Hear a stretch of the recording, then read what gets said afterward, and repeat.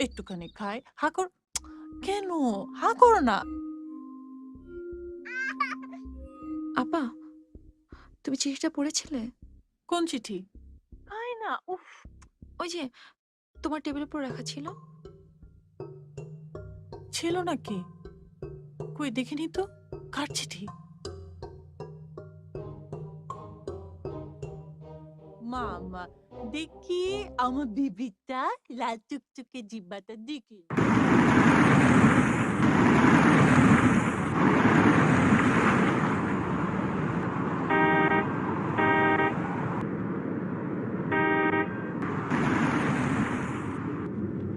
শালা হারামি।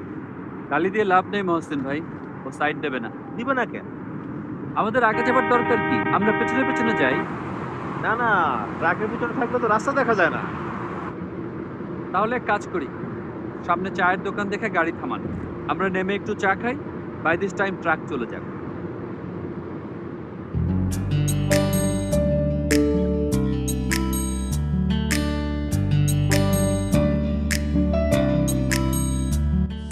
ঠিকানায় আমার নোটবুকে আছে, নোটবুক নেই কাছে। 3 নম্বর ভূতের গলি এটুকুই মনে আছে। ঠিকানায় আমার নোটবুকে আছে, নোটবুক নেই কাছে। 3 নম্বর ভূতের গলি এটুকুই মনে আছে। আর মনে আছে তুমি বলেছিলে রোজ সন্ধ্যার পরে এলো চুলে তুমি হাঁটাহাঁটি করো তোমার বাড়ির ছাদে। ঠিকানায় আমার নোটবুকে আছে, নোটবুক নেই কাছে। 3 নম্বর ভূতের গলি এটুকুই মনে আছে। দেখেছ, আমার স্মরণ শক্তি, সব কথা মনে আছে।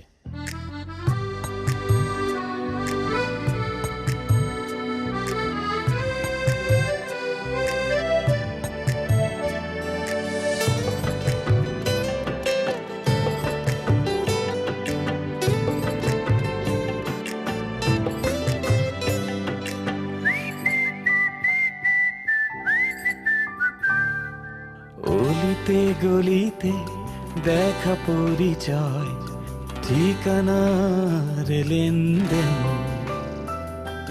হৃদয়ের কোনো ঠিকানা থাকে না, কথাটা কি বুঝলেন?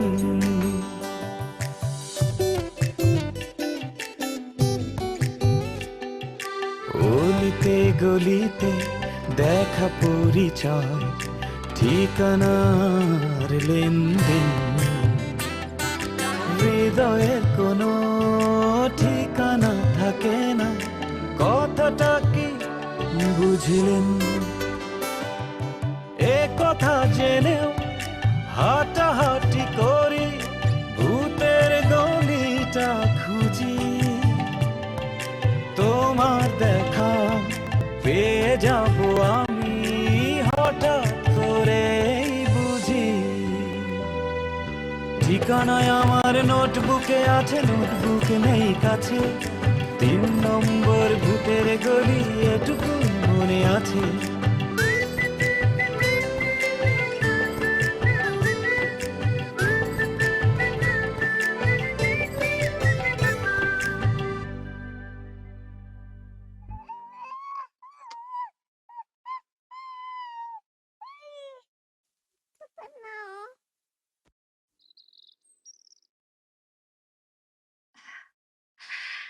তোকে একটা বুদ্ধি দিই আপা, একটা ফুটবলের পাম্পার কিনে নিয়ে এরপর পাম্পারের মধ্যে দুধ ভরে বাবুর মুখে প্রেস করে দে।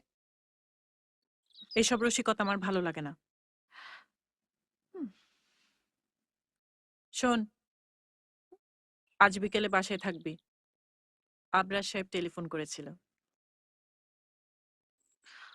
আসবেন বলেছেন নাকি? কথার ভঙ্গি দেখে তো তাই মনে হলো। তোর কথা জানতে চেয়েছিল। আমি বললাম থাকবে, আসতে চাইলে আসেন।